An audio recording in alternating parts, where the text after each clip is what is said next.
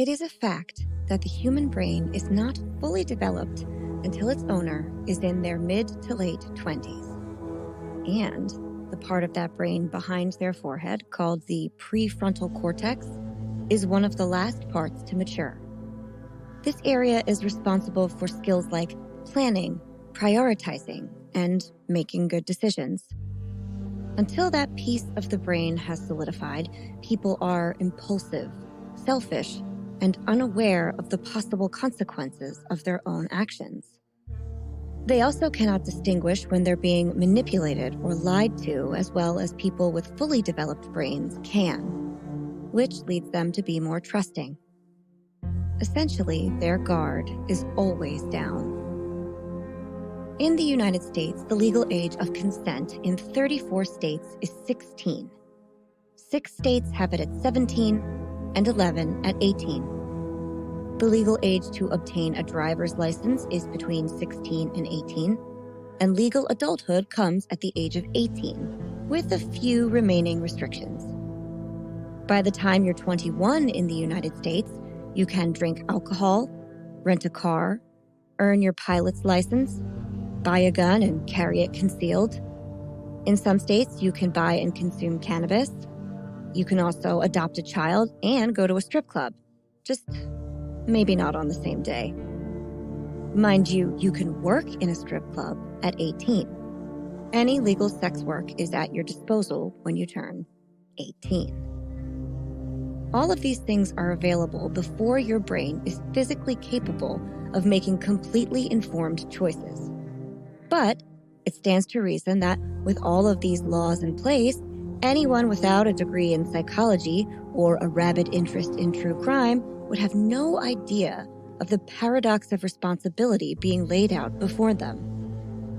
But some people do understand, and they use that understanding as a tool. What can these people do with this tool? Lots of things. They can convince these young adults to sign up for a super high-interest personal loan or a credit card.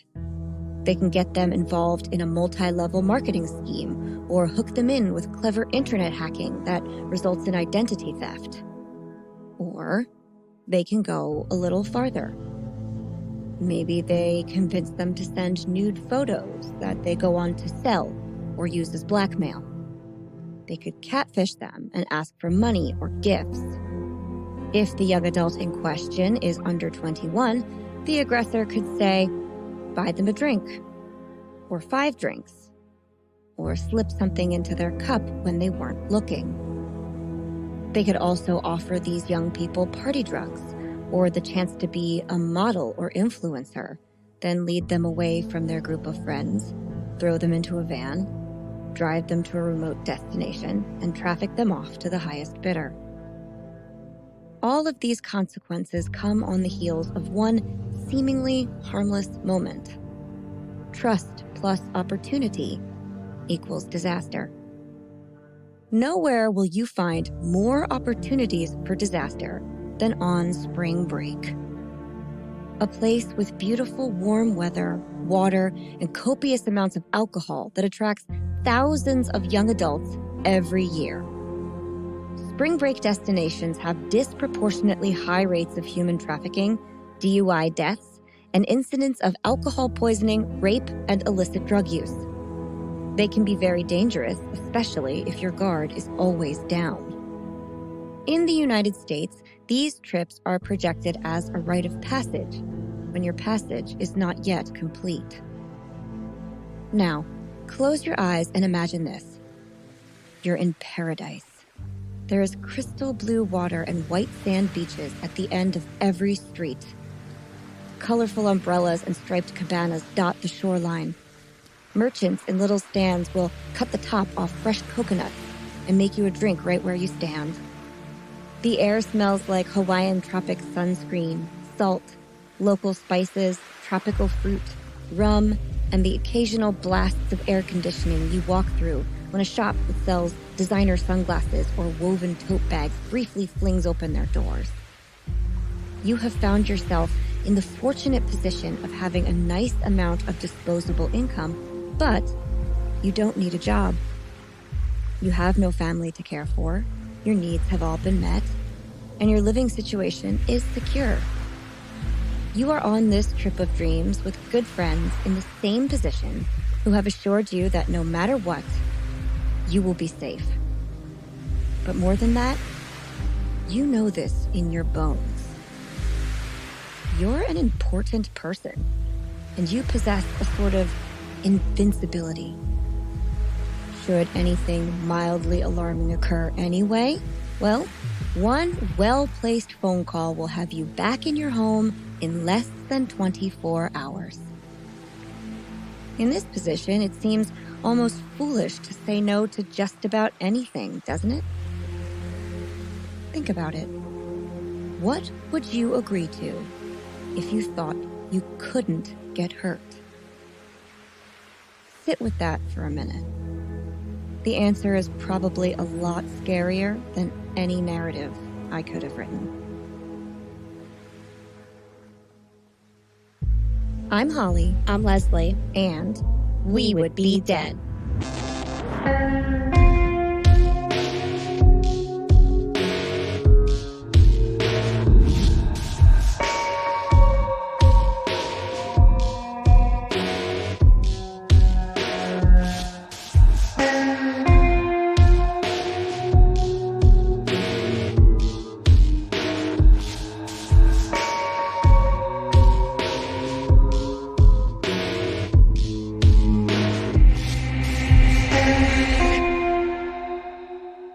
Leslie. Hey, Holly. Hey, Fiends. We have a story swap coming at you guys for the next 2 weeks. Ooh, air horn. Love it. And given the time of year and the welcome change in the weather we are experiencing, we decided our theme this time should be spring break. I was supposed to join you in on that. I thought maybe you would, but you didn't have to. I was psychically saying, hey, maybe say it with me. I forgot. It's okay. Forgot what the theme was. But this is a phrase that I actually automatically find a little bit sinister because I think I just know too much. Yes. I can't be the only one though, right? No. Bad things happen on spring breaks a lot. That is, that's spring break. Bad things happen. Scary. Exactly. Given that the average age a kid in this country gets their own smartphone is 10, worrying about our kids or our friends' kids or just kids in general has become a national pastime. It sure has. Move over, baseball. We have terrible things to think about. Right. And as some of you know, kid worry is also the leading cause of premature wrinkles. Oh, boy. Is it? Yeah. Of which I have many. Not good. I have explored all possible options to get rid of said wrinkles, but the worry is here to stay. And according to my copious research, one thing and one thing alone can counteract the inevitable march of time across our foreheads. Do you want to know what it is? Yes. Okay. It is a healthy dose of validation. Ill worth dying on. Put some extra. I did. Wow, that came out of nowhere. It did. It was I soulful. knew the answer. I love it. And best of all, Leslie, our friends can give us this priceless ingredient totally free of charge. What? How? But how, you must be asking yourself? Yeah. I know. Free? We love free. I love free. Well, I will tell you. Simply head on over to Spotify or Apple Podcasts and leave us a 5-star rating and or a friendly review. It really is the only way to move this podcast forward. Ratings and reviews equal attention, attention equals support, and support equals more and better content for you. Yay! But if you just can't wait for more We Would Be Dead in your life, and who can, don't worry, you don't have to. You can support us over on Patreon. We really got in there this week. There, for just a few dollars a month, you will gain access to our entire catalog of 30-minute horror movies, special mini-sodes, our weekly after show, Host Mortem, which is available in both video and audio formats. Maybe you want to see our faces. Maybe you don't. Both are okay, I guess. More than okay. Yeah. You can't always be watching a video. No. We're busy. Don't watch a video in your car, please. Yeah. That's bad. But we have great faces. We do have good faces. You should check them out at some point in time. You'll also get a special gift in the mail from us, giveaways, merch deals, an on-air toast dedicated just to you, and more. In all honesty, we are here thanks to our patrons, so come on over and be a part of the We Would Be Dead family. It's nice. It's really nice. Mm-hmm. And if all of that is a little too much for you, you can simply follow us on social media. We are at Would Be Dead Pod anywhere and everywhere you get your content. You can like our posts, share our posts, like and share our posts. That sounds like a really good option. Sounds like probably the most fun. Yeah. For them. Mm-hmm. I'm like, whatever, but you guys would probably like that best. Well, here's the thing. We do it. We and do. It's a delight every time. You should get in on that, you guys. Yeah. Yeah. You can leave us a comment, post about your favorite episode, let us know when you're listening, tell a friend, tell a neighbor, tell your neighborhood's most delinquent teen. They could probably stand to worry a little bit, and our language will not be shocking to them, as they are a delinquent. What's their name? Kevin. Oh, no. Then your friends and Kevin. Like Home Alone Kevin. Then they can all become fiends, and we can all hang out together. We won't leave them alone anymore. No, don't leave them alone. Don't do it. I think that is all that I have in the way of announcements for this week. Leslie, do you have anything to add before we begin? Yes, actually. Ooh. You reminded me when you talked about patron gifts. Yes. I do have gifts coming out to some of our patrons. Oh. I was just a little behind, but we were waiting for some orders to come in. So they are on their way. Probably soon you will be getting stuff in the mail. The ones that still need to. That's exciting, guys. You're going to get a gifty. Yeah. So cool. Oh, and we want to talk about the Trevor Project again? Sure. So our best fiend, our cutest little fiend. That's right. Violet, last year she made a custom designed sticker for us that was to help support the Trevor Project. So this year we are putting it out before Pride Month so that everybody can get their hands on it and show their support for the LGBTQ plus community. And the Trevor Project is really great for it's anti-bullying, and it's essentially just a suicide, not just, but it's a suicide hotline too for to support. Yeah, the Trevor Project does a ton of great stuff, but you guys can definitely look them up. We have links up to them, and you can read about it. They're wonderful. You should do everything you can to support them. Honestly, a $10 donation in our name to get us, not in our name, but because we have a sticker is the least we can do for them. Yes. So we are already. Are you ready? I'm ready. We are already at over $300 in donations. Yes. So you guys have been great. Oh my God. Yeah. That's so exciting. I know. Oh, my 12-year-old is going to be so proud of herself. Yes. So let's keep it going. The stickers do not run out. I can always order more. It's okay. Yeah. Get all the stickers. And they're really cute. Yes. And if you go to our LinkedIn page, which is connected to our Instagram and on Facebook, that's what I have as our hit our link kind of thing. Cool. It's the first button. It says Trevor Project donation. You can hit that. And then at least every $10 gets you a sticker, and then we'll mail them out right after. Yeah. Yeah. That's so exciting. Thanks, guys. If you've already donated, thank you so much. We really appreciate it. And if you haven't, we look forward to your future donation. Yes. All right. I think that sews it up. Yeah? Yeah. All right, then. On with the show.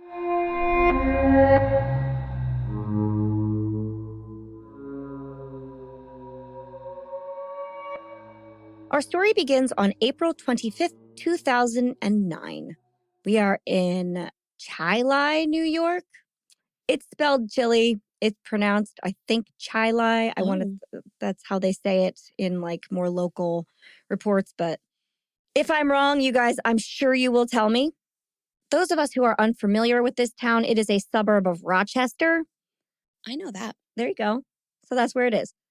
Unlike most of our stories' locations, Chili is not a super small town. The population is around 29,000 people, so that's pretty big.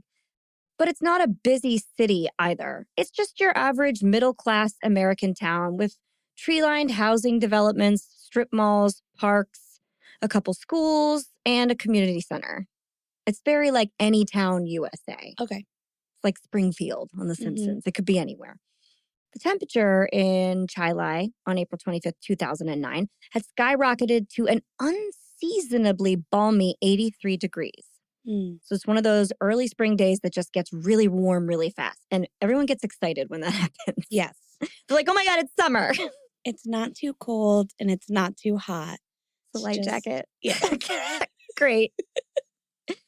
So local high school students were outside everywhere that day, enjoying the tail end of their spring break with the unseasonably warm weather. The students that had elected to stay in the area, that is. It is no secret that lots of high school students see spring break as an opportunity to blow off steam without the burden of adult chaperones. I don't think so. Not my students. Many of them go on trips to beach towns where there is lenient alcohol restrictions, and they party as hard as they can in the few days of time that they're allowed to be away. I assume these trips cause a lot of wrinkle-inducing worry, the kind I was talking about earlier. But Dawn Drexel was calm. Dawn's 17-year-old daughter, Brittanee, had tried to get away with such a trip. She wanted to go to Myrtle Beach, South Carolina, which, if you live in Chilai, is the closest beach town with good weather in April. Okay. Really the closest to us, too. That would be warm in April, so I get it. And Dawn said, no way. Yeah. Even though it caused considerable friction with her daughter. So they fought a lot about it. But Dawn and her ex-husband, Chad, both dug in their heels and said, absolutely not. Myrtle Beach was a 13-hour drive away, first of all, and Brittanee wanted to go with a group of older kids that she barely knew. Not good. No. Was there an adult going? No, of course not. Not on spring break. No, never. I'm going. I'll be the one. I don't care.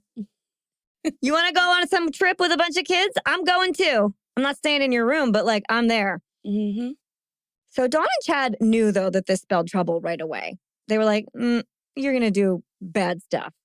And Brittanee had already started to get herself into enough trouble as it was. Oh, Brittanee. Yeah, I know.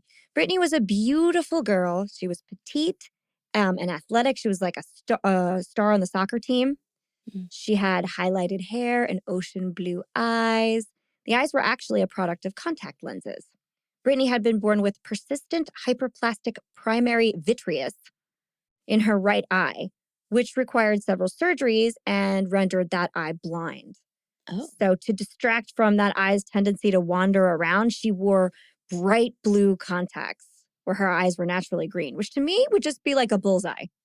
Like, you can see it better now because they're brighter. It says everywhere to hide the fact that her eye wandered. I feel like it was maybe a consolation prize. Like, guys, I have a lazy eye. Can you just let me also have bright blue eyes? Maybe. I don't know. I don't know how that would distract. Maybe it did, though. I don't know. Or it distracted in a good way, like you said. Ooh, they're beautiful. Yeah, exactly. I just love how that one does its own thing. Sparkling away over in the corner over there. Friends referred to Brittanee as kind, fun-loving, and strong-willed. They all say that she knew what she wanted and she was going to get it no matter what. Okay. And she was very I tell it like it is person. All right. Yeah. Her striking appearance coupled with her firecracker personality had drawn the attention of an older crowd in the past year. That's what happens when you're hot in high school, man. I would never know. Me neither. Probably for the best, honestly. Yeah. Maybe. Because I know. High school me inside is still but what if you were super hot? No matter how much I know now, I'm still but I'd still like to be hot in high school. Yeah, it probably was pretty nice. So Brittanee started going to parties with these older kids, and there was drinking, of course. She wasn't being a maniac or doing anything criminal. I mean, aside from the underage drinking, but you know what I mean. But she was a pretty teen who was getting a lot of attention, and this is kind of a normal course of events. To me, that's it stinks that she's with older kids and doing stuff, but I'm not whoa, what a big weird thing, Right. It's pretty normal. And so she's in high school. Yes. So these older kids would be out of high school? I think they were just older than her in high school, and a few of them were out of high school, yes. Okay. She's a junior? She's a junior. Okay. So these would be seniors and beyond. And maybe freshmen. Yeah, exactly. Okay. So this isn't responsible behavior, but it certainly isn't strange. As a result of these new priorities, Brittanee, who was once a stellar student, had stopped concentrating on her schoolwork and her grades began to suffer. That's what's going to happen when you're out partying and drinking. But Dawn and Chad were on to her. They knew that Brittanee wasn't being responsible, and they really were watching her like a hawk. Yeah, and with parent names like Dawn and Chad, like, they were cool in high school, too. Yeah, probably. That's a fair They were assessment. like, we know what's going on. We know what you're doing. Absolutely not. But teens are going to teen. Rebellion is part of the process for a lot of them. Not for me, but I've been told it is. And the Drexels were not about to let their oldest daughter throw her life away for a good time. Brittanee had tried everything to get her parents to let her go on this trip. Like, she was really relentless about it. She even tried to play them one at a time. You see, Dawn and Chad had gotten divorced about a year before this, and they lived in separate houses. This made it easy to ask one parent for something without the other one knowing and then being like, well, Dad said I can. That's the worst. It is really the worst. The divorce had not been easy on Brittanee. Chad, though not her biological father, had come into her life when she was just a baby, and the two became close immediately. Dawn and Chad married when Brittanee was 3, and Chad legally adopted Brittanee immediately at that time. So while her biological father was never really in the picture, Chad had always been her father. He had always been like, this is my daughter. There was never a separation. Did she knew her bio dad? No, I believe he comes into the picture briefly later on in her life, but he's not really a presence. Yeah, I was going to say, if Chad could adopt her, he left when she was, I think, before she was born. Yeah. Her mom was very young when she had her. That's what I was going to say. Then, so he probably didn't even have any custody rights to begin with. No. Okay. Yeah, so Chad was able to adopt her immediately. Okay. And Chad and Dawn went on to have 2 children together as well. Brittanee's sister, who was 6 years younger than Brittanee. And then 6 years after her sister came along, they had another child, her brother. So there's even 6-year gaps. Okay. Which is pretty interesting, which makes her brother 12 years younger than her. Now, I could tell you their names, but honestly, we really don't need to do that. Brittanee's brother has told numerous sources that he feels like the media attention his family received when he was just a small child had a very damaging effect on him. Oh, okay. Yeah. He has no role to play here, and neither does her sister, so we don't really need to know their real names. But in case we need to refer to them, I will call them Michael and Mary. Okay. There you go. The divorce may have put their parents in separate houses, but the children did keep their relationships with both parents fully intact. They stayed with Dawn during the week and Chad on weekends. Chad, who had actually always been the stricter parent, felt that this new situation allowed Brittanee to get away with more, definitely more than she had when they were all living under one roof. Chad's very vigilant. He was very much the enforcer of I have to know your friends. I have to know where you are. He even at one point was like, can you print me out pictures of your friends so that when you talk about I'm with this one or that one and I haven't met them, I know who they are and what they look like. That's a good idea. Isn't that smart? I was like, ooh, yeah. I'm going to have my kids do that. I know. Because you don't always know all the kids they go to school with. Yeah. So then he was just like, I need to be able to see them and go, okay, that's that friend, that's this friend. So he was on it. So when this Myrtle Beach trip came into question, and she asked Dawn, and Dawn said no, because she felt like, there's no chaperones. And Dawn actually said, I think if you go on this trip, something bad is going to happen. Ugh. She said she didn't know why she felt that way. She just did. I mean, I know why she felt that way to begin with anyway. Yeah. It's like her 17-year-old daughter going on spring break, which is really a college thing. Yeah, it is. It really is. I don't know why high school kids think they can do that. No, go to Disney. Or just enjoy a family vacation on spring break. Ride your bike around or something. Yeah. Stop it. But not to be deterred, Brittanee simply went and asked Chad, thinking wrongly that maybe he would say yes, the stricter of the two. Right. Cool, okay. He did not say yes, of course. He told her that there were no adults going on this trip. He didn't know the kids taking her. And furthermore, it would cost money that he surely wasn't going to give her, given the state of her current report card. Right. He was like, you want to stay in a resort. You have to eat. You want to do things. And I'm supposed to just turn you over this money, even though you're failing classes. No. Good job, Chad. Exactly. Chad dad, way to go. So furious that there was nothing she could do to make this trip happen, Brittanee told her parents that she was just going to stay at her friend's house, someone that was actually her friend, locally for a few days because she wanted to I just need to cool off. I'm too mad at you to stay here. And she wanted to enjoy what was left of her spring break. At this point, it was already Wednesday of that week of break, and she hadn't done anything fun yet. So, like, go sleep over at my friend's house, I guess. Meh. This, her parents thought, was a fine compromise. Okay, fine. That's what you should do. Have a sleepover. Yeah, get out of our house. You're already mad. Bye. So on the balmy day in question, Brittanee had spoken to both of her parents and her sister, like in the daytime hours. She told them she was at the beach with her friends. Now, local kids in Chilai referred to the shore of Lake Ontario as the beach. Okay. So it's kind of a beach, but it is like buggy and the water is unswimmable. There's like an old pier that's kind of dangerous. But that doesn't matter with kids. They're going to go anywhere outside and remote like that. So they would genuinely all gather there when the weather got nice. Dawn and Mary, the sister, remember, had called Brittanee at some point in the afternoon when they were out shopping for new soccer cleats. They were going to get a pair for her, so they needed to check on her size. The conversation they had was pleasant. She was done being mad. And just before they hung up, Mary jumped back on the phone. She was like, I got to talk to her one more time because she forgot to tell her sister she loved her. Aw. I know. And wanted to be sure she got it in before they hung up. So cute. I love little kids. You know, she's very grateful of that now. The Drexels then just carried on with the rest of their Saturday, much like any other family would. It was sunny outside. They probably got some sun. They got mundane tasks accomplished. They had dinner and they went to bed. They did not give a second thought to the ordinariness of their day. That is until Dawn's phone rang at midnight. Never good. You're calling me? Something's awful. It was Brittanee's boyfriend, John. So she had a boyfriend off and on at the time, and they were on at this point. And I think she had told her parents when she asked originally to go to Myrtle Beach that he was going. He never intended on going on that trip, but I think she said he was.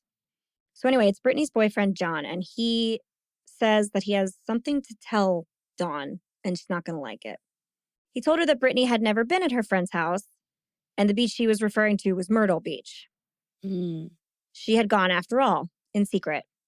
Now, he didn't go on this trip, but he had talked to her every day and texted her almost constantly because they're high school boyfriend and girlfriend, of course. That is until 9 o'clock that night when she stopped responding to calls and texts altogether. And by 11:57, her phone was dead and she was completely unreachable. No one could find her. No one could contact her. And John was very worried. Also, it is ballsy to call a parent. That takes courage because he knew she lied to her parents. And I think the last time he spoke to her was like I said, like 9 o'clock. And by midnight, he was like, that's it. I'm done. I'm calling your parents. It's a pretty responsible kid, honestly. Yeah, for sure. Most kids would be really afraid to call parents at midnight like that. Yeah. So I got to give him credit where credit is due. But that also speaks volumes to me on just how he even feels about the situation of her going down there with those particular friends at this point. Like, I don't know if he even wanted to go or if he didn't want to go and it had to do with like maybe not even liking these kids. It's not clear. I don't know how well he knew these kids because they weren't like her friends. They were people that she partied with. That's what I mean. Yeah. So just the fact that it's just like, no, why would I go with these people? Yeah.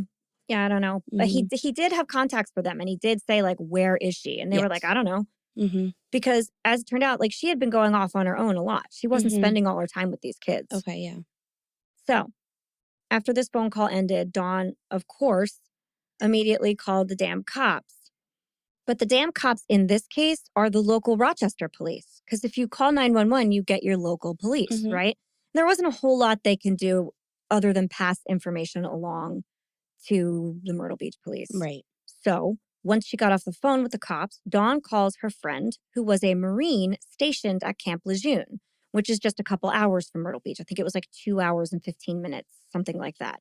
And he drove to Myrtle Beach immediately and went straight to the local police. He was able to file a missing persons report for Brittanee, and the police issued a be on the lookout, like a BOLO report, immediately. Okay. It turns out that a beach town infested with teenagers on spring break no longer takes missing girls lightly. Never once was Brittanee referred to as a runaway. No one ever said, she probably just went off to do something. It's fine.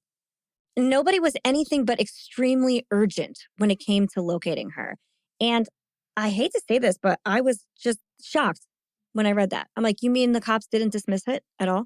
Right. They started looking for her right away? Mm-hmm. That never happens. Never happens. I mean, I know this is totally missing white girl syndrome, but we've covered white girls that it certainly didn't happen to right away. Yeah. So I was pleasantly surprised. Anyway, the next day, so they put out the bolo, and so people are just kind of like on the lookout for her. Okay.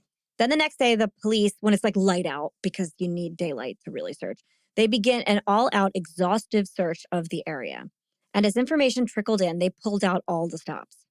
Between Brittanee's friend and her boyfriend, they were able to find out where she had been staying, which was the Bar Harbor Resort. It's like a nice hotel. Yeah, sounds motel nice. type thing. I mean, it's not like super fancy, but it's nice. There were a lot of kids from Rochester and Myrtle Beach that weekend, as it turned out. And it seemed that Brittanee really only wanted to catch a ride with the kids she was there with. And she was seeing other people too. She went to a few meals with the kids she went with. They went to the beach once or twice, and she went out to the club one night. But other than that, she was on her own, like all the time. And most often she walked down the crowded main boulevard or visited with her other friends that were there on break. There's a lot of like security camera footage that she just was like walking around on the boulevard and stuff. The night in question, Brittanee had gone to visit an older friend of hers. I believe he's 20 at this point. And it's a guy named Peter, who was a club promoter. And they had exchanged messages, and she said, I think they might have been emails actually, but it really doesn't matter. And he was hanging out at the Blue Water Resort, which was 25 blocks from where she had been staying. 25 blocks is like a walk. Yes. It's not like impossible. And these are not huge blocks. They're like city blocks, but it's still going to take you some time. Okay. But so that's I would say if it's city blocks, that's like 2.5 miles then. Maybe. Because if each block is a 10th. Maybe. I don't have the exact distance. I could probably find it. Which is about that probably took her 45 minutes to walk. Yeah, I'm feeling like it took a little while, honestly. Mm-hmm. And she was there with him for a very brief amount of time, and then she left.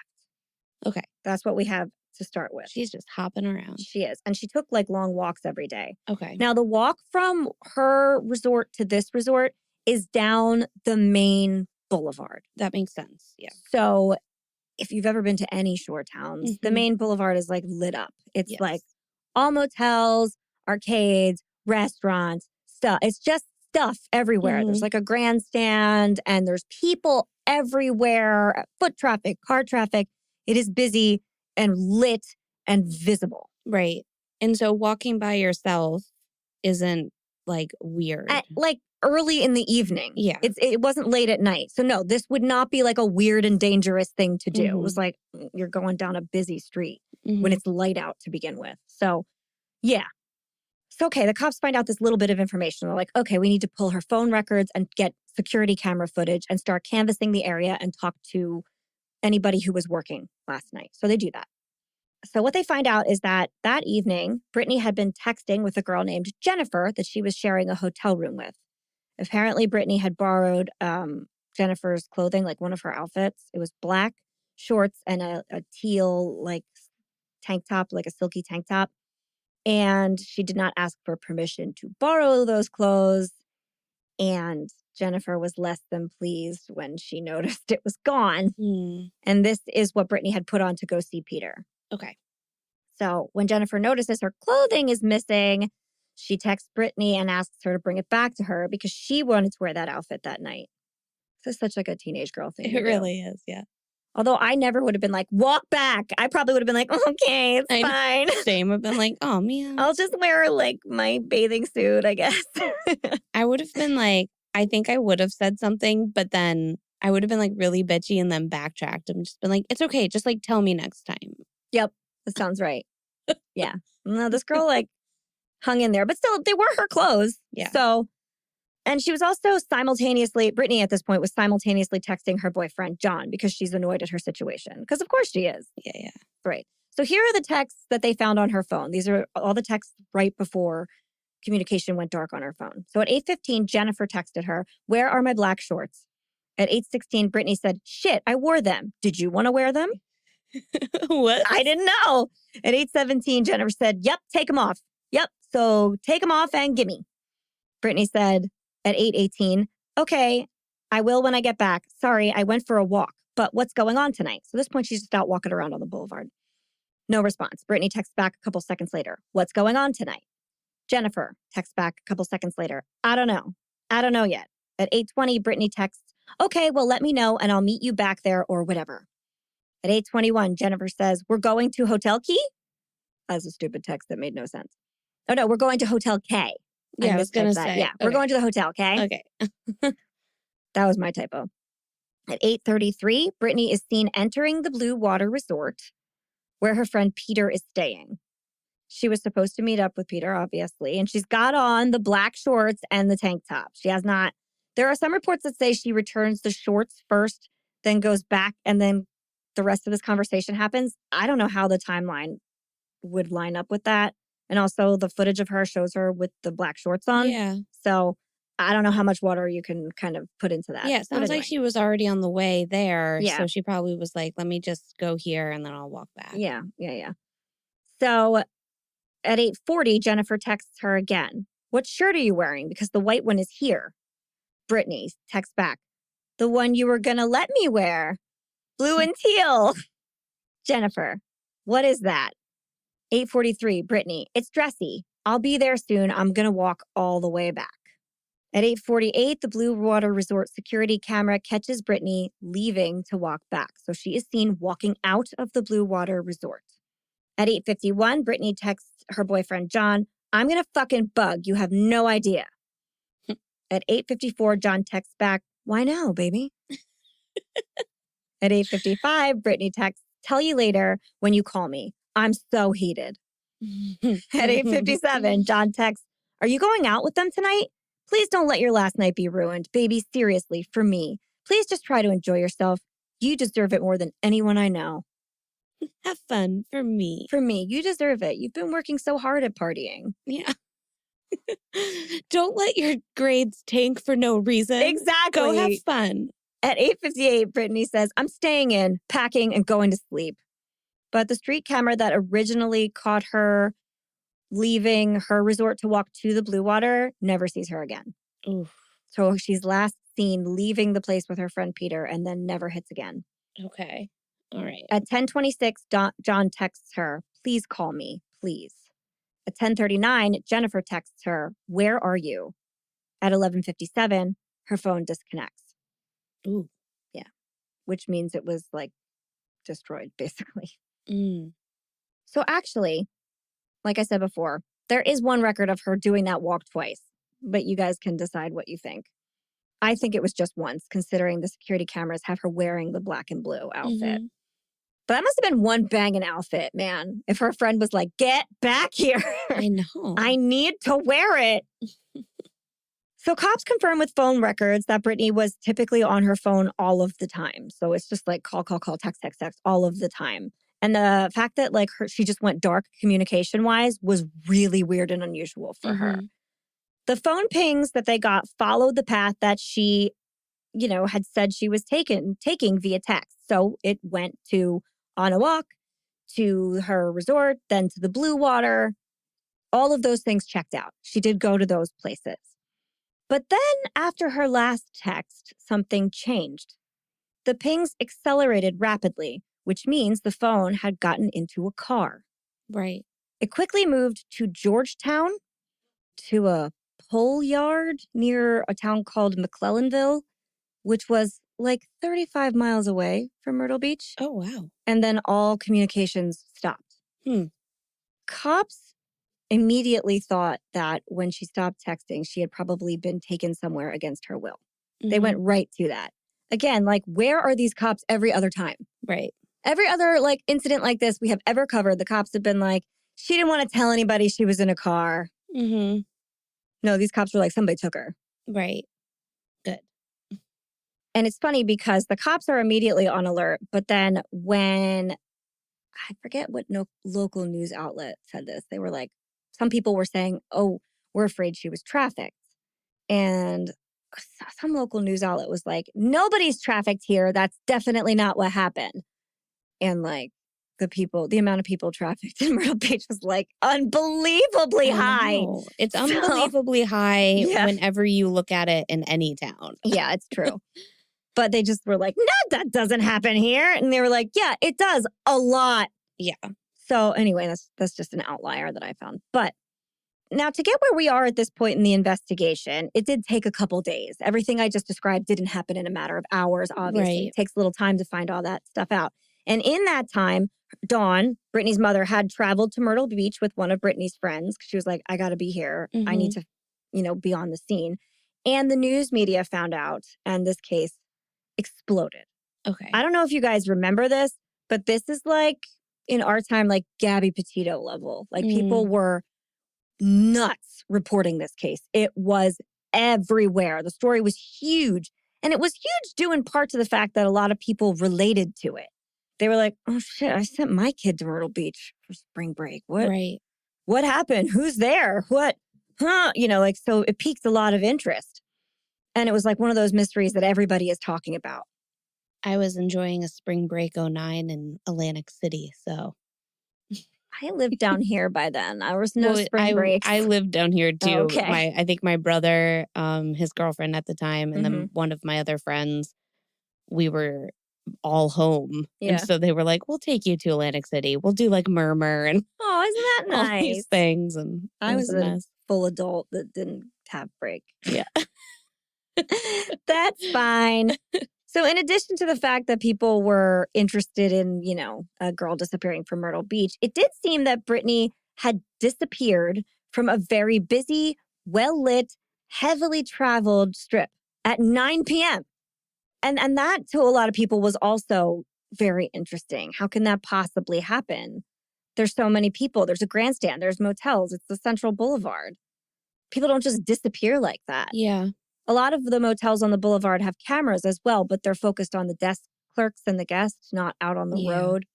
Only one was focused outward, and it did catch Brittanee walking while staring down at her phone the whole time. But it just seems impossible for her to just disappear. But then again, I think a lot of people actually do go missing in plain sight. We don't like to think it's possible, but it is. Yeah. It is a lot of the time. So when word gets out, volunteers begin showing up in droves. Within a few short days, there were like hundreds and hundreds of people. By the 28th of April, there were helicopters and people searching. A woman named Monica Kaysen showed up on the scene very quickly. She was called by the local police because she was from a nonprofit organization called the Q Center. And this organization searches for missing people. And they were on the case right away. But why have I covered so many missing persons cases, and this is the only time I've seen this organization? They're like a national missing persons organization. They come in and organize searches and gather volunteers, and they have access to companies that do search dogs and divers and stuff. I've never run into them before. Yeah. And they're still active? Yeah. Yeah, no, they're a great organization. I'm just surprised that it took this many cases for me to know about their existence. Right. Anyway, the Q organization and authorities searched Georgetown County, which is the last place where her phone pinged. And there's marsh and a boat ramp, and it's spooky where the ping was, because the ping was, like I said, out by a pole yard, which I'll get to in a second. Monica Kaysen said the night Brittanee went missing, she was called right away. And by 11 o'clock the next morning, police were saying, this is a missing person. This is not a runaway. We are looking for someone who stole this girl. And at that point, they were still thinking that she was alive, but could be hurt and maybe stuck out in the elements. And this reminds me a lot of the early days of the searching for the girls at Delphi. Yeah. Okay. It's very similar to that search. So in the area they're searching, there's massive alligator activity. Cover your ears, Leslie. There are snakes, wild hogs, and pigs. All the pigs. We're going to make things disappear. There are animals that are known to be aggressive when they perceive threat. So this is a dangerous search. The people who are out there searching are putting themselves in danger. It's dangerous for the dogs. It's just dangerous in general. And what the fuck is a pole yard, you're probably asking yourself if you're anything like me. It is a public boat landing. So it's a place where you can dock your boat, basically, like a parking lot for boats. So, a few days in, there's dogs, helicopters, boats with sonar, water dogs, which I've never heard specifically referred to before. I love it. Good for them. Just swimming dogs looking for stuff. There were people on horseback, tons of people on foot. And a search like that does not go unnoticed. So the media is just like gathering steam as this is going on. And they are camped out everywhere where the search is occurring. Family, friends, and authorities and a ton of volunteers search everywhere they can possibly think of. They are going in alleyways. They're looking in dumpsters. They're on roadsides, in the brush, anything where they could find evidence. But they find nothing, not a trace. The police start investigating electronically because, everybody has an internet trail nowadays. Through their investigation of Brittanee, they discovered first how she found the money to sneak off to Myrtle Beach and stay in this resort. Because remember, it costs money and her dad was not about to give it to her. Oh, yeah. I just assumed she stayed with a friend. No, she's in a resort she's helping pay for. Okay. This is wild. So it's her junior year, right? Mm-hmm. She is invited by a bunch of people, a bunch of different boys, to the senior ball, which is like the prom. And she said yes to all of them, but told them all that she was getting a limo and needed half of the money from them up front. They all gave her the money. Then she went to CVS and put it on like a prepaid debit card. And that's what she used for the trip. Wow. Wow. That is some serious planning. Oh my God. I can't. I don't know whether to be mad or impressed. I do not have the balls for that. I don't either. Whoa. How did those boys not talk to each other? How did nobody say, like, I'm going with her? What do you mean you're going with her? Wow. Isn't that crazy? And then, like, the boyfriend's like, why are any of you going with her? I know, right? She had this boyfriend. I know, and it's like half the price of a limo. She was probably like, I need like $400 from all of them.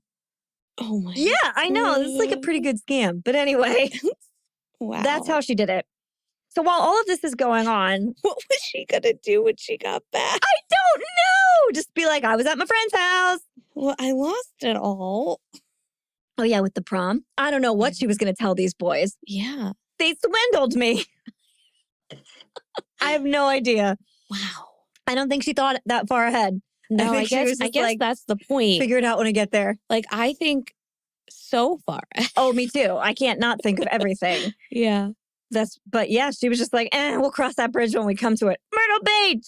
Yeah. Wow. Yep. So meanwhile, her poor father is stuck at home, unable to do anything because mom is in Myrtle Beach. So he has to stay home with the other two kids who are young. Little. Yeah. And he's just, kind of wondering what's happening. But he really isn't alone because his phone never stops ringing, and not in a good way. The calls poured in. Every single human on the planet seemed to have a tip to give him. Oh. Suddenly, Brittanee was everywhere. He was having psychic mediums calling him, saying they had visions. Oh. Locals saying they saw her at different places. People saying she went into houses, like parents saying things, kids, just everybody saw her. Everybody had a tip. The little town of McClellanville had a curiously large amount of tips, actually. They had lots of calls coming in from this place. Now, McClellanville is a small community just south of the boat landing where her phone last pinged, like near where the phone last pinged. Okay. So police decide, okay, well, in this area, we're just going to knock on doors and ask questions. Lots of people said that they heard she was in the area. They're like, oh, yeah, I heard she was here for a few days right after she was reported missing. Someone told me they saw her. Like a lot of people in that town suddenly said that she was hanging around there. And spoiler alert, she was never there. She was not there. Okay. There's a lot of confusion as to why they would have said these things, and I can pretty much answer these questions. And it's something we have talked about before called the Bader-Meinhof phenomenon, which I haven't gotten to bring up in a while, so that's fun. Okay. And the Bader-Meinhof phenomenon is that thing where you are so inundated with a certain image or like a song you hear on the radio that suddenly you see it everywhere. We talked about this with Brian Laundrie when the Gabby Petito case was big. Yeah. The whole world thought they saw Brian Laundrie in their backyard. And that is because You saw him on the news every night and online everywhere. And so every guy that kind of looked like him in your brain was him. Yes. So every girl that looked a little bit like Brittanee Drexel was Brittanee Drexel to these people. Of course, that's it. Like you hear a song on the radio a bunch of times and all of a sudden you hear it everywhere. It's the same kind of thing. Your brain is just programmed to recognize common things. And so that's why that probably happened. Anyway, months passed after this and they're really getting nowhere. They can't find any evidence of her. The Q organization has been tirelessly working to locate Brittanee as well. And they say something very interesting. And I really like that they actually said this. They say that you have to treat a missing person like a marketing tool. You have to make the public fall in love with them. That is so smart and self-aware, and I've never heard it succinctly phrased like that before. Yeah, that is smart. I mean, it's what you almost do to like doctors as well, where if you're a patient, like doctors and surgeons, they need to just get the job done and they try not to get personal. But if there's like a life, I don't know, like if your life is in danger on this operating table, like if you get to them and you're just like, you tell them the entire backstory of this person's life, like how many kids they have, they're married, all this stuff, you know, they're just like, okay, like you're hoping like they're going to feel like this is their family member on the table to save, you know? So that's the point. Like if you feel like this is your child or your it could be sister, your child, you're going to care more. Yeah. And that's really smart. I just never heard anyone really put it that succinctly before. And I was like, yeah, you're right. It's like put their face out in story any way and every way that you can. Yeah. Blast them everywhere. So time passes yet again. And we have 8 months now. 8 months after her disappearance, a pair of knockoff Prada sunglasses that look just like hers turn up in the water near the pole yard. And a person like out walking their dog or something finds them. And they're like, oh, these are like, you know, faux Prada teen girl sunglasses. There's no hunters or fishermen or boat people that are wearing these. Where did they come from? It was weird, but they tested them and they were not Brittanee's. That was a false moment. Meanwhile, horrible information is just pouring in to the authorities and to Brittanee's family. Tons of people are claiming that they stole Brittanee. They killed Brittanee. They still have Brittanee. There were people making fake online profiles saying that they were Brittanee. They're tweeting that they're her and they want their parents to call off the police. She just wants to be missing. None of these people are her. It's insane that this happened, but it did. Wow. Yeah, they keep telling her family, like, I'm the one that has her and I'm holding her against her will or she's already dead. It's cacophonous. And that's, you know, a byproduct of the media surge. You're gonna get both sides. If you're gonna say, like, put her face out there everywhere, people are gonna see her everywhere, whether they really do or not. Is there a way of like tracking those people to like find them? Yeah, and they do, but that's time consuming. Yeah. You know what I mean? Sometimes it's easy. I mean, like you can easily prove it's not her and like you can find the location of computers and stuff. Sometimes I wonder though, like if they're doing that to basically annoy the cops, annoy the family members, if like say it's like a human trafficker and they have like all of these people like working for them. Yeah. So it'd be like interesting if you like found them and then ended up connecting them to a ring. That would be very interesting, yeah. Or if you found out that they did this like often. And then also that is connecting them to like something that they're doing. Yeah. And who knows, maybe that has happened in the past. It's like they're also employed by Amazon to give a ton of reviews on things. And in their downtime, they're like, I'm going to pretend to be this missing girl to fuck with people. Yeah. They're not great people. No. We don't like them. Anyway. This is why you need to get outside, people. Yeah. Enjoy some sunshine. Walk away from the screen sometimes. It helps. It does. So in July of 2010, a strange thing occurred. A woman named reported as Randa and Rhonda in different sources. Massey. Maybe it's two people. Maybe. Randa and Rhonda. It's just one. She claims that she was almost abducted from nearly the same spot as where Brittanee seems to have been taken. Okay. She indicates that the person that tried to snatch her was a man named Sean Taylor, and he was from McClellanville. McClellanville. We've heard that before. That's the place where everyone swore up and down they saw Brittanee. Cops are like, well, this is very interesting, obviously.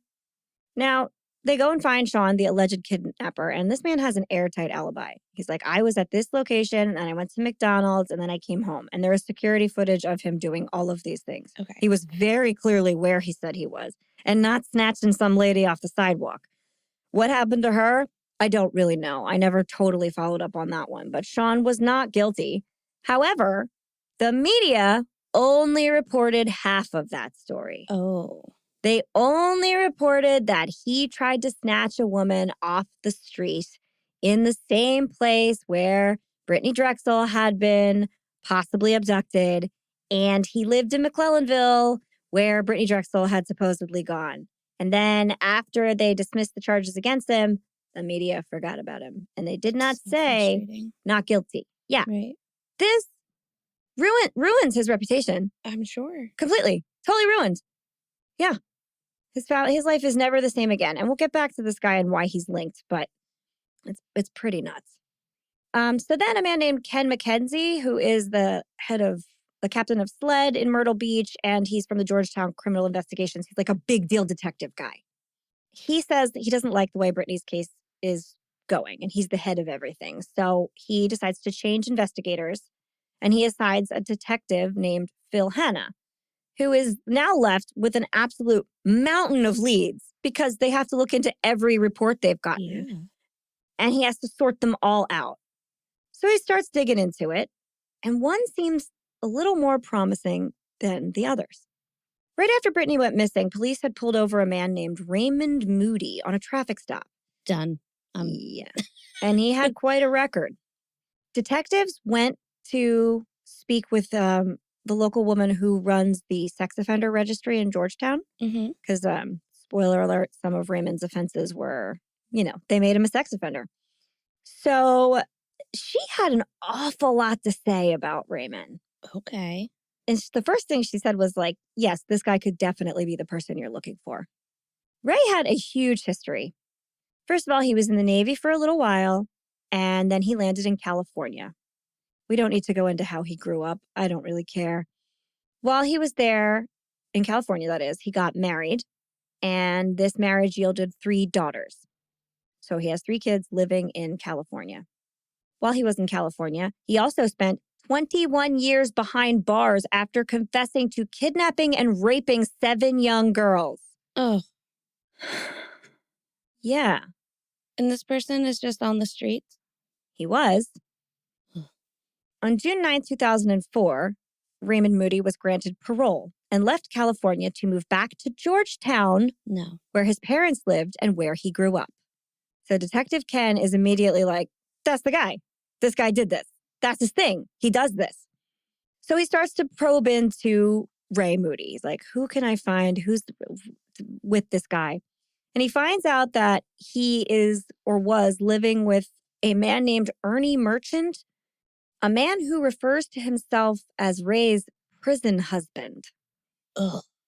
Yeah. All right. They were together in jail. Yeah. I mean, they were there for a great many years. And then Ray got let out first, and he moved back to Georgetown.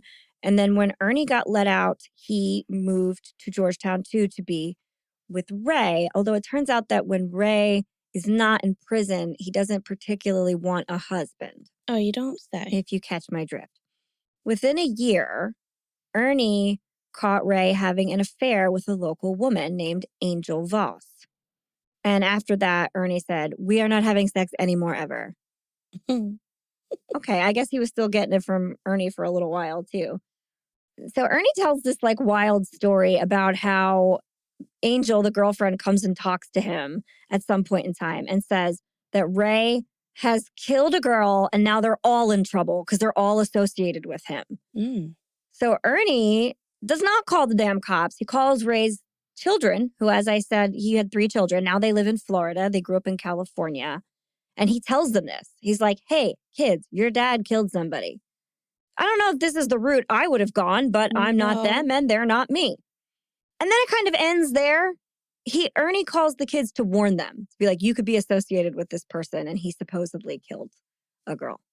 That's it. Very confusing. It's so strange. So then the cops are like, all right, well, we got to talk to the woman now, right? Yeah. So they bring in Angel for questioning.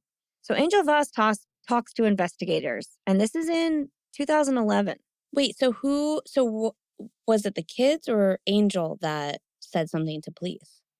Oh, they originally got this lead from the woman at the sex offender registry. Oh, right. Okay. So they talked to Ernie first. Okay. They talked to the prison husband. Okay.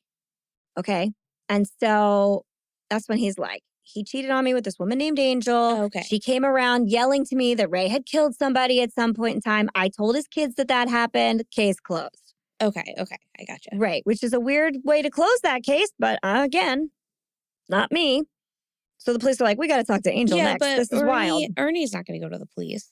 You know what I mean? He already has his own issues. That's what I mean. Like, he's not going to go. And I'm sure the kids are just like, Ernie sounds like a strange guy. So, like, our dad, who was put away for 21 years for like raping little girls, we don't want to touch that with a 10-foot pole. Goodbye.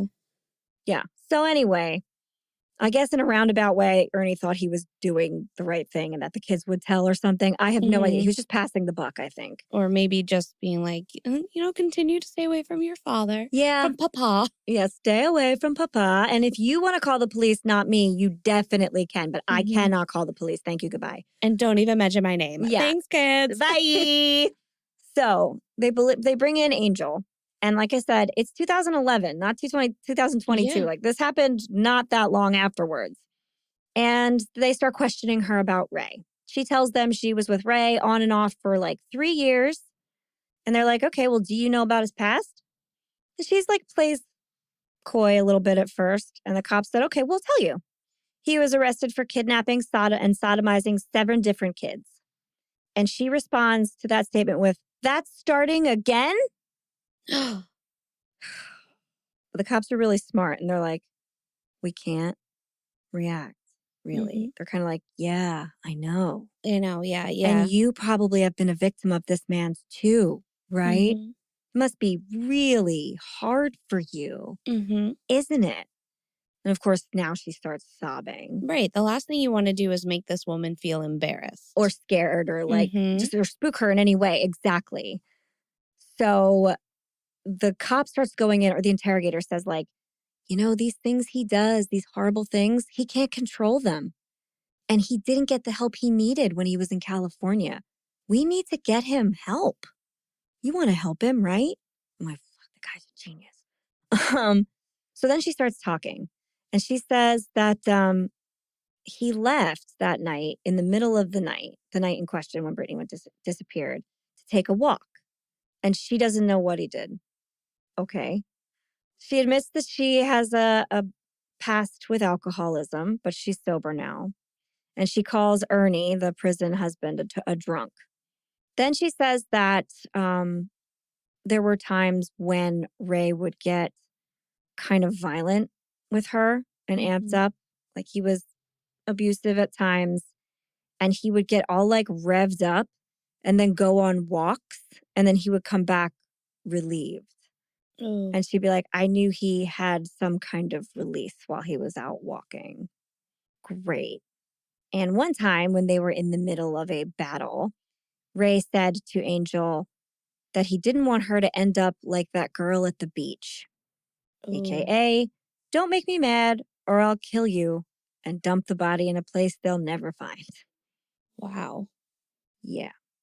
So they go back and forth talking to Ernie too. They're like, hey, we found this shit out. What do you have to say about that? And he's like, well, it's true. He was like a very frantic person. He was always frantic. He always seemed like he was like on a mission and determined to do whatever it was he needed to do. So like he confirms like he would like go on these walks and that he was like this weird frantic guy. They're like, okay, great. Thank you. So then back to Angel. She says that he even said that he wanted to snatch a girl and take them into the woods, have his way with them, then keep them hidden for days.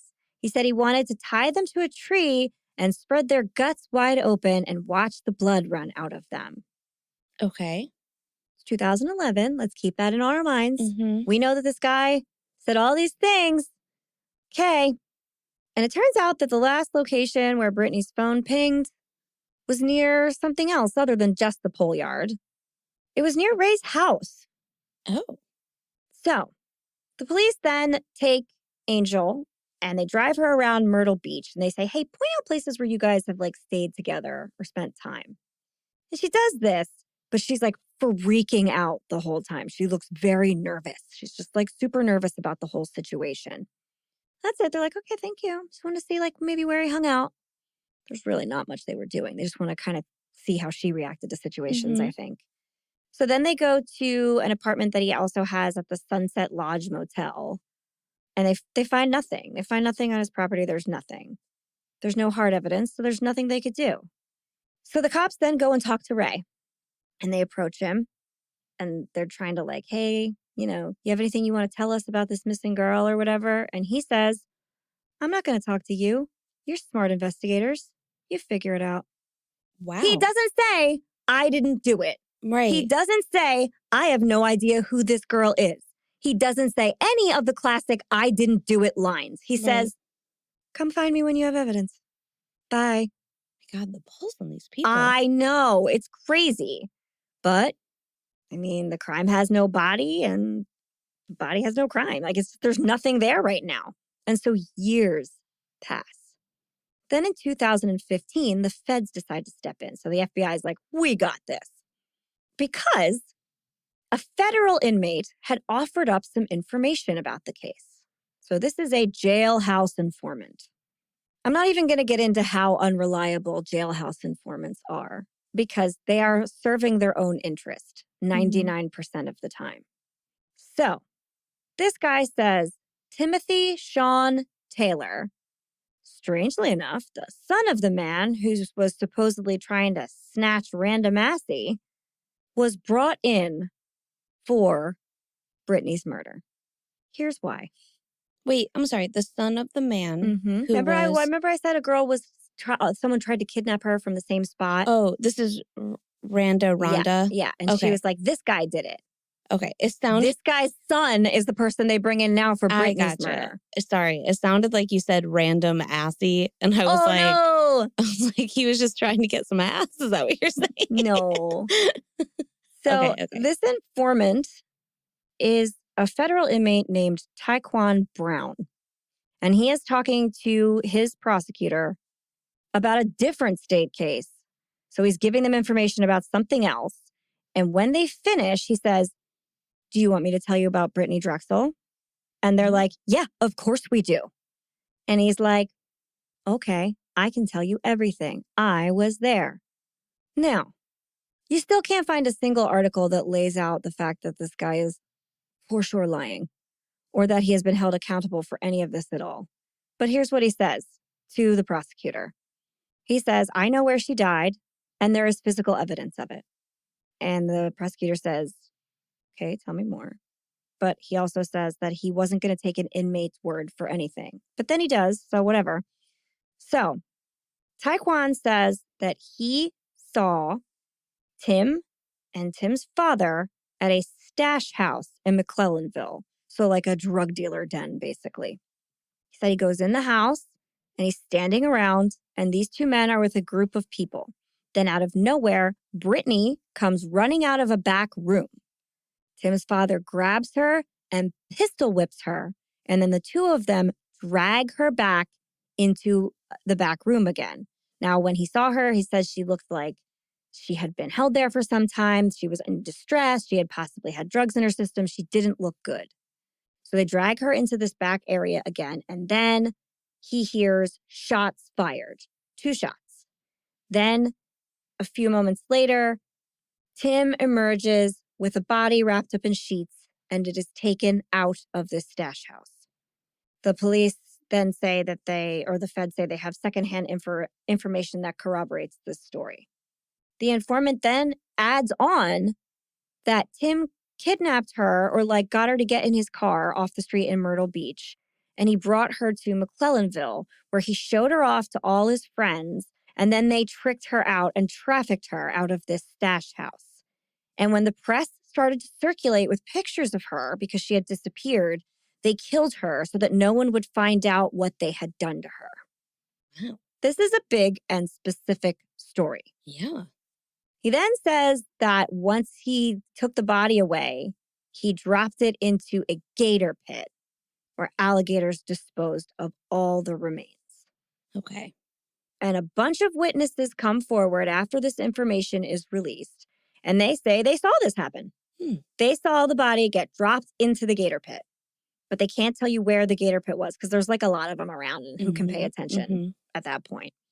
And they can't tell you where they saw this gator pit because that's not how it happened at all. And her body was in Georgetown on a piece of private property on Pickerel Road, 4 foot underground at that point in time. Not a gator in sight. So back to Timothy, right? So he's accused of all this wild stuff. So they arrest Timothy, okay? They charge him with murder, rape, and trafficking. And when they tell him this, it's so outrageous for him to hear that he is laughing. He thinks, he's like, this is insane. There's no way. It was true. He was 16 at the time of the crime. Brittanee was 17. I'm going to tell you right now, there's no way this kid committed this crime, but law enforcement and the media sure did ruin his life as though he did. And remember, they had Ray Moody on their radar already, right? Who had done unspeakable things. Tim Taylor was a church-going kid who liked to ride bikes and play outside. He enjoyed working on cars. Oh, and he only had one arm. So they're saying a 16-year-old kid snatched Brittanee off a busy street, threw her in a car, took her out of town, raped her, trafficked her, pistol whipped her, murdered her, and then threw her in a gator pit with one arm. Oh my God. I feel like 2 arms would be advantageous in this kind of pursuit, but they do say he had help at some point in time. And his father, in some versions of the story, was the one that pistol whipped her. Raymond Moody does have 2 full arms, though. I'm just saying. Oh my goodness. You know. How did the cops feel about this? Like the local cops that were covering So here's where it gets interesting. Okay. The local cops said, okay, we'll go to that house. They went to the house. The house is there. It is a house of drugs and horribleness. They go to find the rug. He said there's evidence on a rug, right? Blood evidence.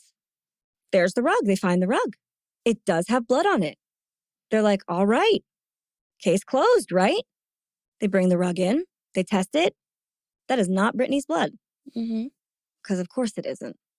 So then after that point, the state drops the case against Timothy. The state investigators are like, he's clearly innocent. Like, this kid didn't do this. But the feds don't. Yeah. The feds think, no, we got to double down on it. Right. We got this information. Exactly. And now they're involving the media. And in the court of public opinions, he is now, without a doubt, guilty. Totally guilty in every way, shape, and form. So here's the deal with the FBI. They also knew that Tim has a bit of a record. He ran with some bad kids when he was younger and had previously been arrested for being the getaway driver during an incident where several guys robbed a McDonald's and shot the cashiers dead. Oh, that's like a big... It is a big thing. Okay. But in no part of this at all did they say that Tim was part of the robbery or the killing. He drove the car. Yeah. Okay. And he was a kid at the time. But the feds are like, oh, well, we have this guy right here and the public is crying for blood. We got to do something.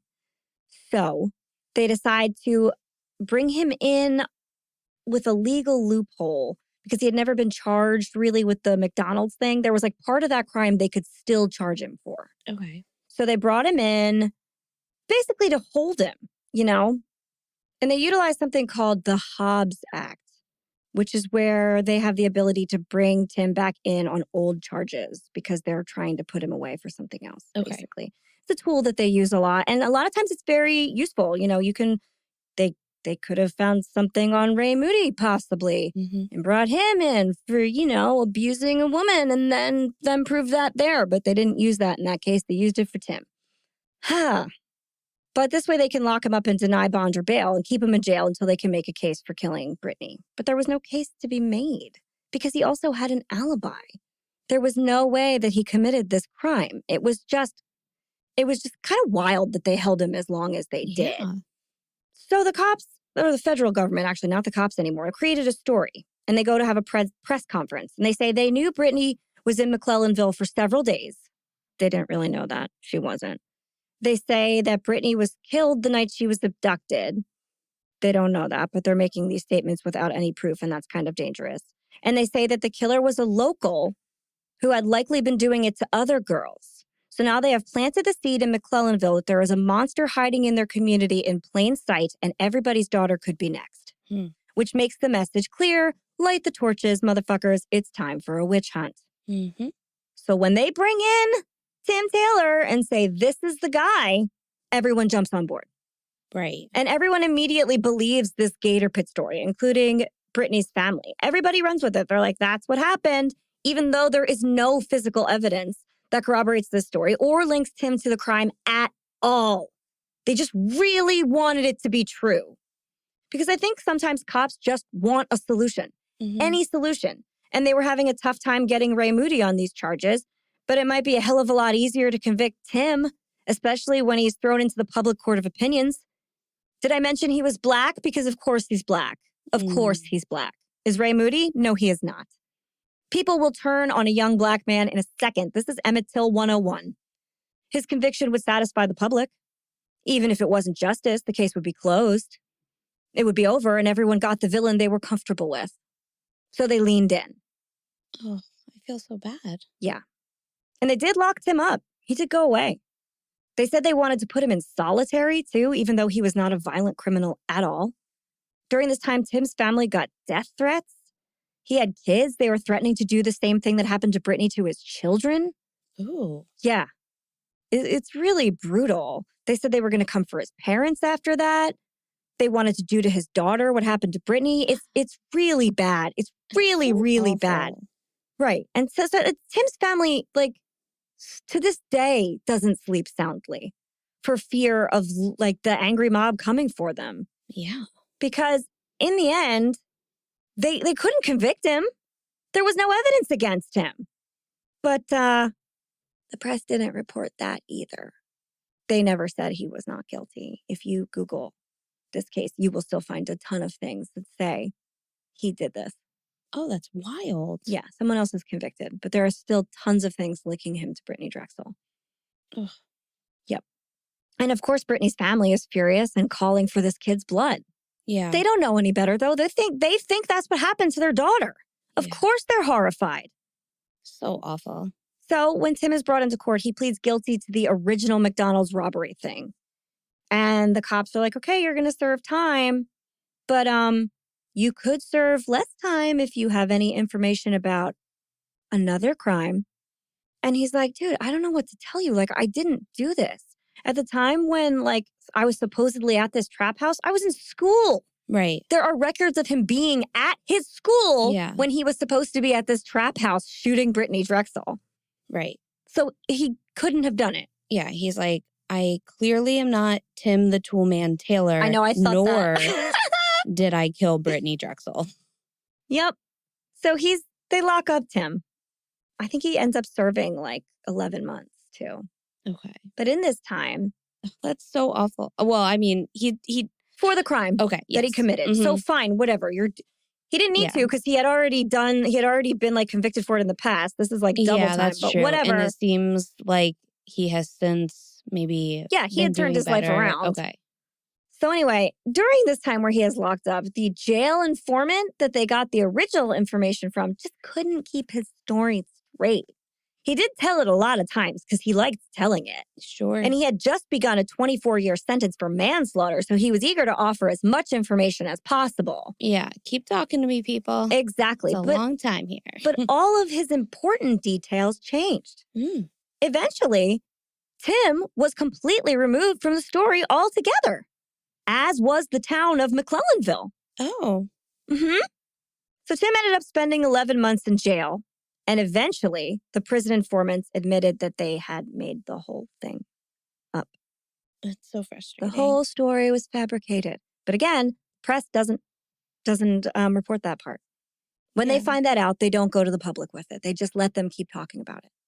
Well, this is so frustrating. Why do they do that? I don't know. Like, news is news. I know. I don't know. So, in around 2018, 2019, the FBI starts their investigation all over again. Never saying, oh, well, we're going to throw that other case in. It didn't happen that way. We got to start again. They just do it quietly. And of course, it leads them right back to where they should have always been, which was Ray Moody. Yeah. An anonymous tip had come in about his girlfriend, Angel Voss. So this is great. Apparently, Angel Voss was hanging out with her girlfriend one night, drinking. She got super drunk. And then she had a really interesting story to tell that girlfriend about a time when her and Ray, together, picked up a girl in Myrtle Beach. And then that girl ended up dead. I The wish girlfriend the was police, like, stayed with her more. They I probably would know, have had her right? break. Probably. You're right. Because just wait.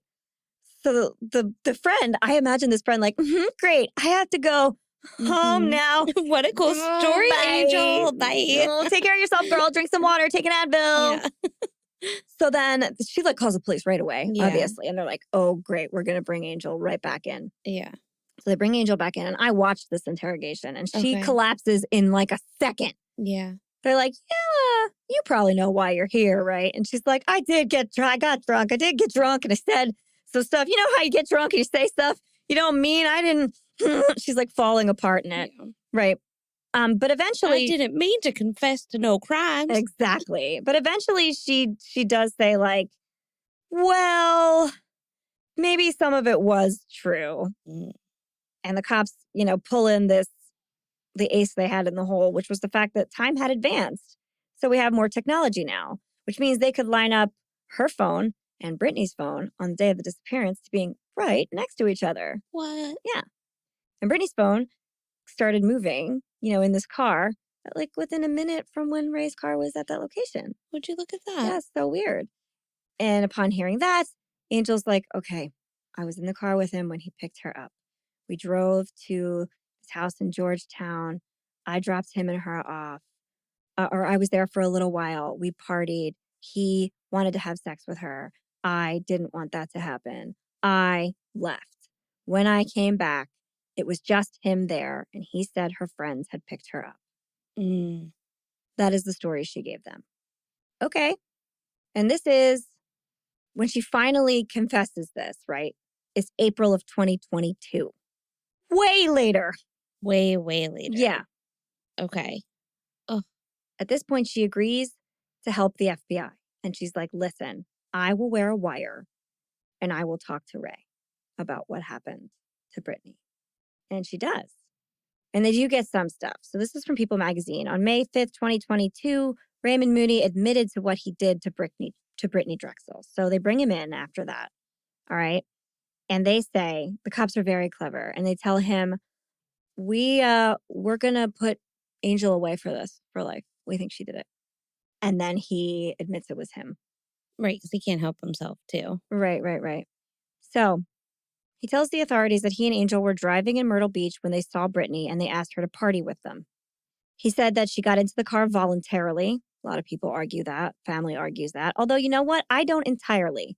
Because, and here's why, that wouldn't cause a scene. It's out in public.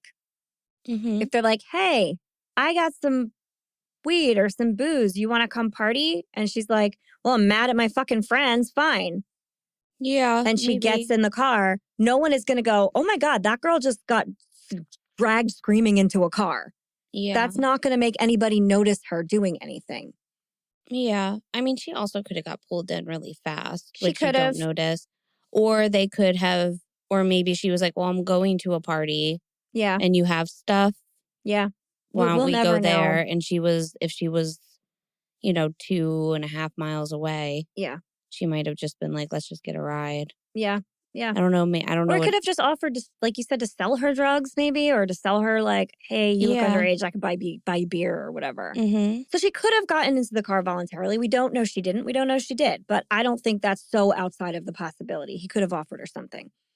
We also don't know how drunk she was at this point. We don't. Like she could have been day drinking at spring break. Yep. We have no idea. He said he then drove Angel and Brittanee to a campsite near Georgetown County where they smoked weed together. And then when Angel left, Ray said he wanted to have sex with Brittanee. And when Brittanee refused him, he raped her. But then he got concerned that he was going to get in trouble for raping her. So he strangled her, wrapped her body in a blanket, and hid her in the woods. Then when Angel came back, he said that Brittanee's friends had picked her up. So his story is very much the same as Angel's. So either it's true or they talked about it beforehand. Right. He came back to the campsite later on and moved Brittanee's body and buried it at another location. And he threw her phone into the water. So that's where her phone went. And there are gators everywhere in that area. So they think that the phone just didn't make it. Okay. So the FBI he showed them where the site was. They went out to the place where he said he buried her and excavated over the next 3 days. And by May 11th, they found human remains buried in the woods off a gated private driveway outside of Georgetown, about 4 feet into the ground. They were identified as Brittanee's through DNA and dental records on May 15th. They also found one of her contact lenses, and her hair was present and stuff. It was very clearly her. The arrest warrant said that Brittanee had been strangled and then buried by the morning of April 26, 2009. So that would make sense. It would be the same night and then buried the next day. Georgetown County Sheriff's Office, along with Brittanee's family, made the information public on May 16th, along with the announcement of Ray Moody's arrest. Raymond Moody was arrested again and charged with murder, kidnapping, and first-degree criminal sexual misconduct. And they all were alleged to have occurred on the day that Brittanee disappeared. So then on October 19th, Ray Moody pleaded guilty to all charges and was subsequently sentenced to life in prison with an additional 2 consecutive terms of 30 years. So he is in jail now. Finally? Yeah, fucking finally, right? Ugh. And during this time, Dawn Drexel had also moved to Myrtle Beach. Okay. She was Mom lived there to try and help with this investigation. So I can't imagine thinking you found your daughter's killer for a long time. Yeah. And then finding out the whole thing was a lie and it was somebody else. Right. Oh, I do feel bad for Tim and his family. I feel terrible for them. Yeah. You may have driven the getaway car at something when you were 15 years old, because mind you, he would have been 15 at that time. Right. That does not make you someone who trafficked and murdered a girl. Yeah. Which is what they were saying he did. Right. With no evidence of it occurring. Yep, none. And in fact, there was evidence to the contrary. Right. There's more evidence that Raymond did it. Yeah, and there was more evidence that Tim didn't do it than he did. They were going on the word of one jailhouse informant, and then a couple other prisoners chimed in with I saw it too. Right. Of course they did. Is this your first time at a jail? I've never been to a jail, and I know you couldn't trust that situation. Yeah. And it's strange to me, too, that, it was the federal government that doubled down. The state was no. Right. So the witnesses, they were also prisoners? Or were they other people, on the street? I think some of them were prisoners, and then other people were just these people in McClellanville. Okay. That kept being yeah, she was here. We saw that. Yeah, that happened. I don't know which gator pit it was in, because, we got a lot of gator pits. Right. Can't really keep track. Because it didn't happen. It didn't happen. Don't just speculate. So crazy. Now, did the public know about Raymond at the time, in 2011? Nope. Okay. Nope. Which makes sense to me, kind of, because that's still if that's their top if you're still lead, pursuing him, you don't want him to run. I understand that, but that's what's crazy. I don't know. Nope. There was a media circus about everything else. And then if I remember how this came out correctly, because I remember, it was a year ago. Mm-hmm. And I remember I had followed this case because I had seen it on other outlets. And everyone was like, who is that guy? What do you mean it's that guy? Yeah. We have been saying for years, it was another guy. Mm-hmm. Huh? It was an outrage that it was somebody from left field. Right. He wasn't from left field, but at the time, it seemed like it. Well, that's nuts. I'm glad they found him. Yeah, same. Oh. Yeah. That's so sad. Yeah, super sad. Guys, just don't go on spring break. Do not by go yourself. On spring break. Just stay. That's essentially what she did. She was. Here's how I feel about it. I think that she was embarrassed to not get there, because if she had gotten invited by any of these people, it was just a constant reminder of her age. Yeah. And this happens to a lot of us Yeah. at 16 years old once we're in high school too. Like, and especially if we have our driver's license and things like that, like once we start getting a little bit of attention, it is embarrassing when you do make friends with some older people and then you can't do the things that they're doing, and it just reminds you of like, I'm just this little kid. So she was trying to grow up too fast. Yeah. She just got herself down there in trouble. Just don't grow up too fast. Yeah, I mean, just stay the age that you're at. Very enjoy good moral. Just enjoy it. You will have time to do everything. Yeah. Yeah, if you feel like you're doing something your parents would really, really, really disapprove of, I mean, you probably shouldn't do it. No. And all of your parents have been your age. We know shit. And we don't want to think about that. We just want to do the cool thing that we want to do when we're teenagers. And I get that. I really, truly do. But there are reasons and lines. So, yeah. Also, okay, when you get, all right, so now that I'm in my 30s, right? I think about people 10 years older than me. Even like you and me, we're several years apart. But I feel like we're closer in age now than we would have been when I first met you. Yeah, the age gap does close. It closes because we are starting to like converge in our life of like we're now doing similar things. So 1 year apart in high school is it's a massive difference. It's huge. And a lot of times it's because your body is changing. You're having different feelings about stuff. Yeah. You're also learning more. You had an entire other school year of like knowledge, which does help. And your brain is still developing. Yep. And so like 1 year apart, like if a parent is concerned that you're hanging out with somebody that's 1 year older than you, but but it's like a senior to a junior or a senior to a sophomore, like, like just talk to them about it. Let them meet the person. Let them know who it is. Like, yeah, for sure. I mean, there are reasons you're not allowed to do things by yourself at certain ages, like you're just not supposed to. And if people, I don't know, it just makes me mad. I know, it makes me upset too. And our parents really did do the right things. Like they didn't, it's not like they weren't paying attention.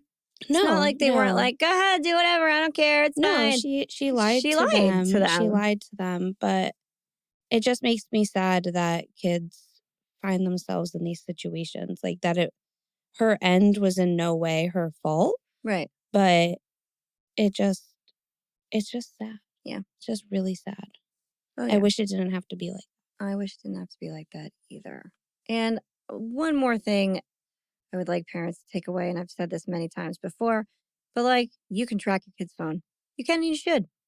Absolutely do it. Yeah, if they are giving you, especially when they're starting to give you reasons to this not was 2009, trust them. a little different, but yes, yeah. I at first didn't necessarily think that way, and I might feel differently, like of how to approach that, but I do think it's a consequence because as your kids are getting older, when they're younger, you are tracking them constantly to begin with. And then little by little, you give them some things like they can walk across the street by themselves to the neighbor's house. They can go down the other aisle to go grab the peanut butter and then meet you back in the aisle. So you're doing like these little things that then if they do anything wrong, if they have failing grades, if they're staying out past a curfew, if they're doing something like that, you're allowed to like retract the things that you've given them.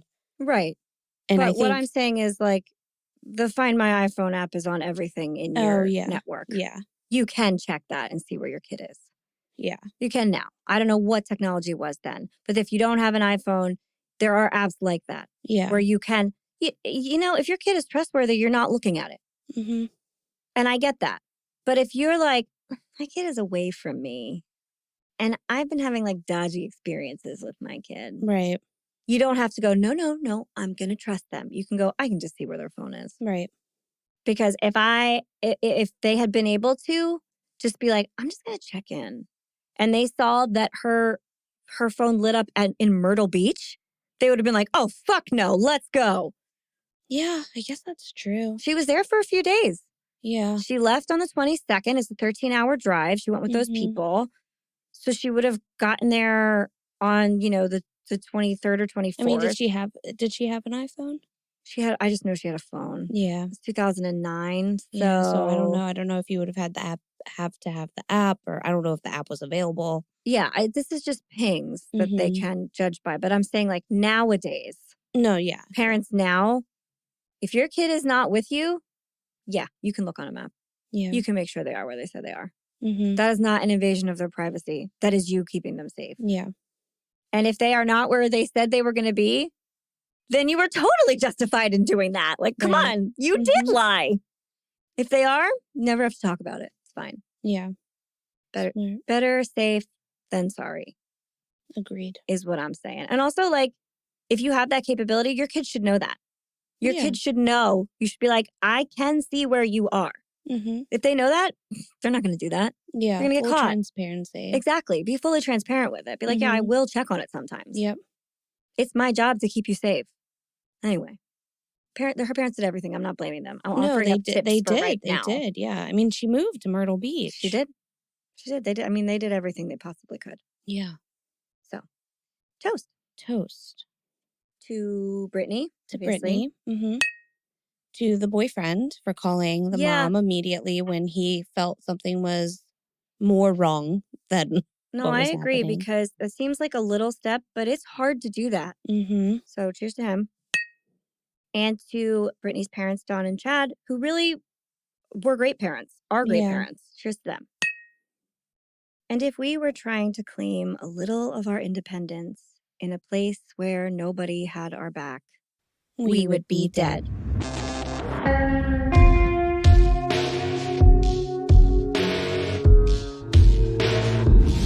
Thank you for listening to the We Would Be Dead podcast. Hit subscribe now to never miss an episode. Rate and review our show on iTunes. Follow us on Facebook, Instagram, and Twitter at Would Be Dead Pod. And join our Facebook group to discuss the podcast and more.